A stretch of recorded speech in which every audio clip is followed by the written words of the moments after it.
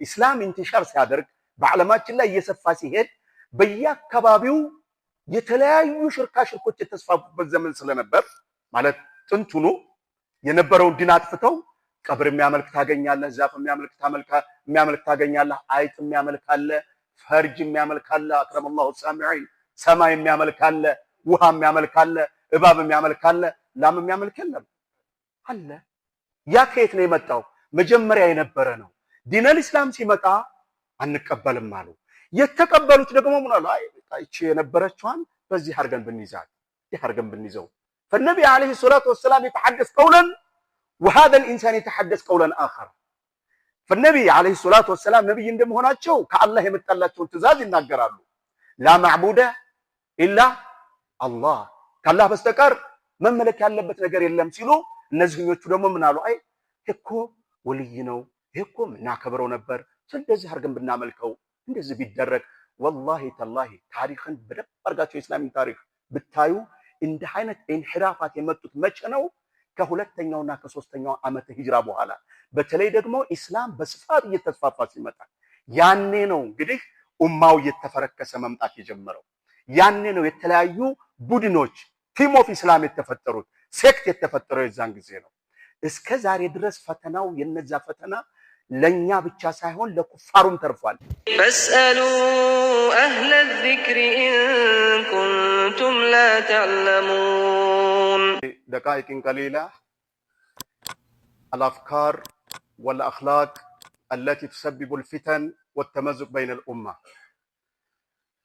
ያው ሳምንታዊ ትንሽ የምንነጋገራት እንዳለ ሆኖ በሱ ላይ ዛሬ የምንነጋገረው ከጥንት ጀምሮ የሰው ልጆችን በተለይ ሙስሊሞች አንድ እንዳይሆኑ ከሚያደርጓቸው ዋና ዋና ነገሮች ተነጋግረን አልፈናል።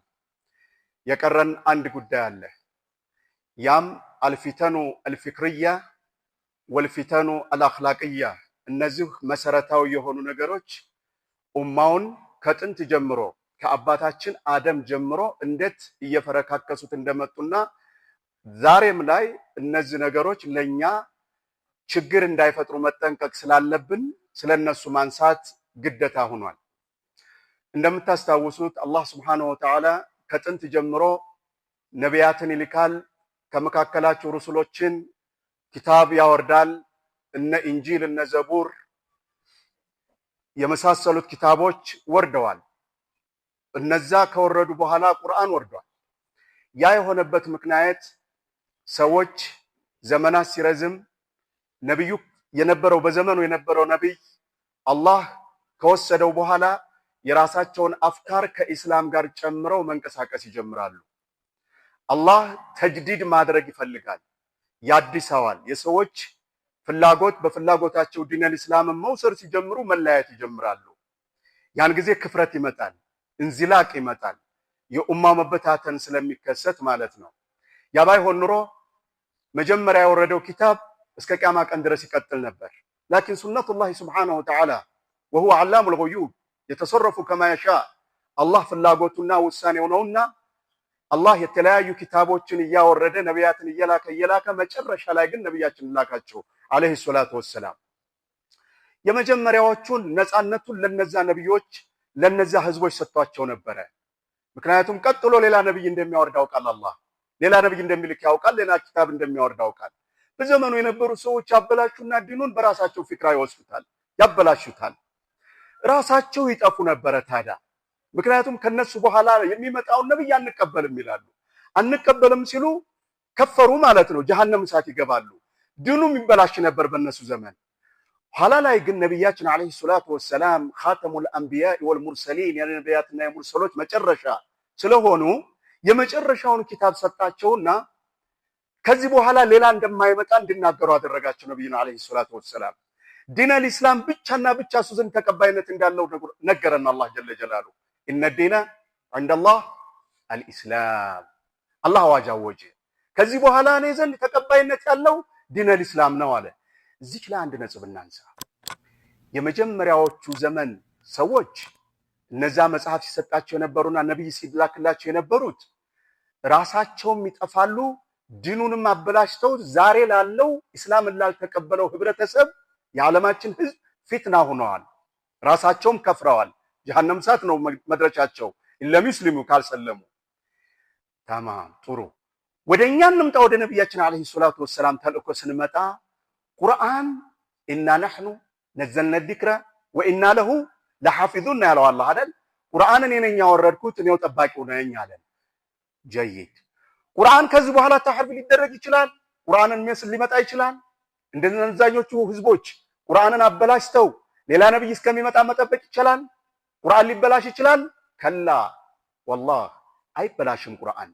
ታዲያስ ከቁርአን የሚወጡ ሰዎች ራሳቸው ይጎዳሉ ማለት ነው። ፊትናው ይሄ ነው።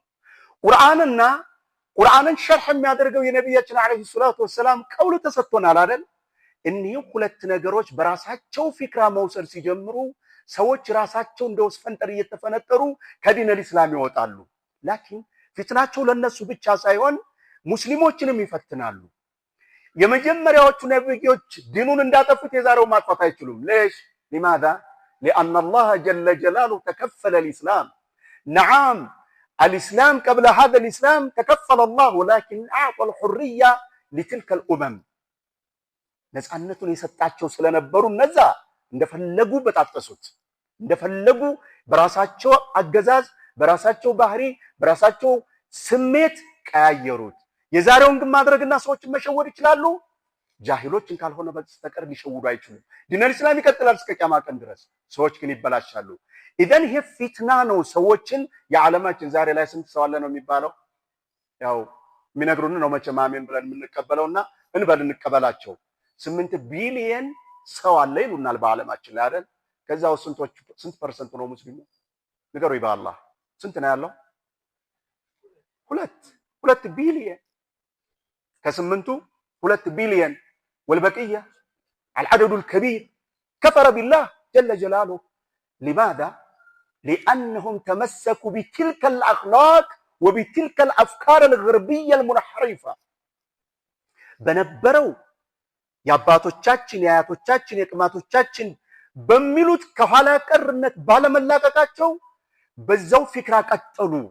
አላህ ግን ወዕድ ጀሃነም እሳት እንደሚገቡ ደግሞ ነገረን። طيب 2 ሚሊዮኑን ስትመለከቱ ደግሞ ከዚሁ መካከል ቅድም እንዳልነው በአፍካር ይለያያሉ። በመሰረቱ እንነጋገራለን። አፍካር መጨመር የተጀመረው ከሁለተኛውና ከሶስተኛው ዓመተ ሂጅራ በኋላ ነው። ማንቴ ስም ስያሜ መምጣት የጀመረው በተለይ ደግሞ ዓለም አልእስላሚ በዛን ጊዜ ነብያችን አለይሂ ሰላቱ ወሰላም እንደወረደ የያዙት እስላም ለሷሃቦች እንደወረደ ሰጧቸው። ሷሃቦች አልቁሩን አልሙፈደላ የሚባለው ዘመን ላይ ነበሩ። በዛን ጊዜ አልታሰበም። ላኪን ከዛ በኋላ እስላም ኢንቲሻር ሲያደርግ በዓለማችን ላይ እየሰፋ ሲሄድ በየአካባቢው የተለያዩ ሽርኮች የተስፋፉበት ዘመን ስለነበር ማለት ጥንቱኑ የነበረውን ዲን አጥፍተው ቀብር የሚያመልክ ታገኛለህ፣ ዛፍ የሚያመልክ ታገኛለህ፣ አይጥ የሚያመልክ አለ፣ ፈርጅ የሚያመልክ አለ፣ አክረመላሁ ሳሚዒን ሰማይ የሚያመልክ አለ፣ ውሃ የሚያመልክ አለ፣ እባብ የሚያመልክ አለ፣ ላም የሚያመልክ የለም አለ። ያ ከየት ነው የመጣው? መጀመሪያ የነበረ ነው። ዲን አልእስላም ሲመጣ አንቀበልም አሉ። የተቀበሉት ደግሞ ምን አሉ? አይ እቺ የነበረችዋን በዚህ አርገን ብንይዛት ይሄርገን ብንይዘው فالنبي عليه الصلاه والسلام يتحدث قولا وهذا الانسان يتحدث قولا اخر. فالنبي عليه الصلاه والسلام ነብይ እንደመሆናቸው ከአላህ የመጣላቸውን ትእዛዝ ይናገራሉ። لا معبود الا الله ከአላህ በስተቀር መመለክ ያለበት ነገር የለም ሲሉ እነዚህኞቹ ደግሞ ምን አሉ? አይ እኮ ወልይ ነው፣ እኮ እናከብረው ነበር፣ ስለዚህ አርገን ብናመልከው እንደዚህ ቢደረግ والله ተላሂ ታሪክን በደንብ አርጋቸው የእስላምን ታሪክ ብታዩ እንደ አይነት ኢንሂራፋት የመጡት መቼ ነው? ከሁለተኛውና ከሶስተኛው ዓመተ ሂጅራ በኋላ በተለይ ደግሞ እስላም በስፋት እየተስፋፋ ሲመጣ ያኔ ነው እንግዲህ ኡማው እየተፈረከሰ መምጣት የጀመረው። ያኔ ነው የተለያዩ ቡድኖች ቲም ኦፍ እስላም የተፈጠሩት፣ ሴክት የተፈጠረው የዛን ጊዜ ነው። እስከ ዛሬ ድረስ ፈተናው የነዛ ፈተና ለኛ ብቻ ሳይሆን ለኩፋሩም ተርፏል። የሚገርመው ነገር ደግሞ በዚሁ መካከል የእስላም ጠላቶች ጥሩ በር ስላገኙ ያንን ተጠቀሙና የራሳቸው መረብ ማዘጋጀት ጀመሩ። ማንን ለመጥለፍ? ደካማ የዕልም ድክመት ያለባቸውን ሰዎች እዛ ውስጥ እያስገቡ ወደ ራሳቸው ለማስገባት። ለምሳሌ ተሸይዑ ወይም ደግሞ ሺዓ የሚባለው ሃይማኖት ክሪኤት እንዲደረግ ወደ 10 ምናምን አይነት የተሰውፍ አይነት እንዲመጣ ተደረገ። በዚህ ምክንያት ሆኖ ኡማው ኢሽቃቅ እየሆነ የመጣው ማለት ነው።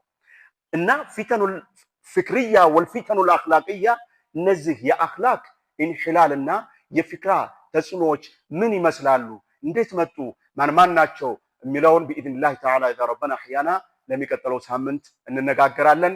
ዋናው ነጥብ ዛሬ ያነሳሁት ጥንት አላህ ያወገዛቸው ኪታቦቻቸውን የወረዱትን መጽሐፎች ኢልቲዛም አላደርግ ብለው እምቢ ያሉ ሰዎች የነሱ ባህሪና የነሱ ችግር እስከዛሬ ድረስ ተጽዕኖ እንዳሳደረብን ለማወቅ እንድንችል ይሄን ነው ፍክራ ለማናገር የፈለኩት። ምን ማለት ነው? በዓለማችን ላይ ያለው ሁሉ የሰው ልጅ ይሄንን እንዴት ነው የምንዋጋው፣ በምንድን ነው የምናውቀው የሚለውን ወደፊት ኢንሻአላህ አብረን እናያቸዋለን ባላህ ፍቃድ። هذا وبالله التوفيق وصلى الله على نبينا محمد وعلى آله وصحبه وسلم. والسلام عليكم ورحمة الله وبركاته.